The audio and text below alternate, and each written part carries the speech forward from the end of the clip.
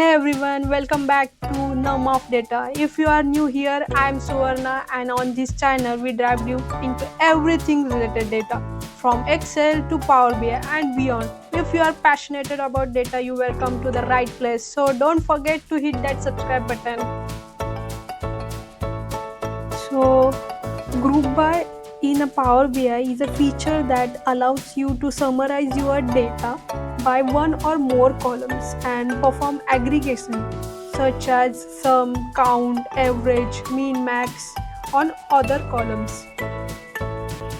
So guys, we are in a Power Query editor. I already extracted data in Power Query editor, and I will show you first where is the option of this group by. You have to go this transform, and you can see here first option is of group by. It's a group rows in this table based on the values in the currently selected columns. So I want outcome on the basis of category. That is, I want to find out the what exactly total sales of the each category.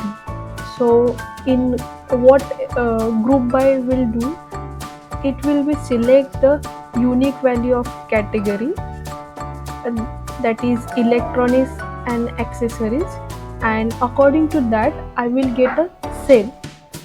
How to do that I will show you. Just click on this group by. Here we having the option of basic and advanced.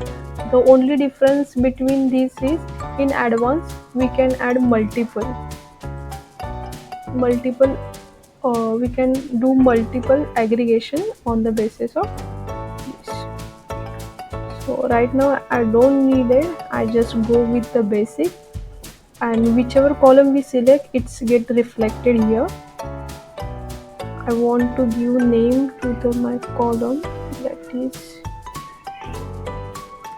total sales. What operation I have to perform? I want total sum of the sales. Here I select the sales column and just the our data is get grouped by. We get the total sales on the basis of electronics and accessories.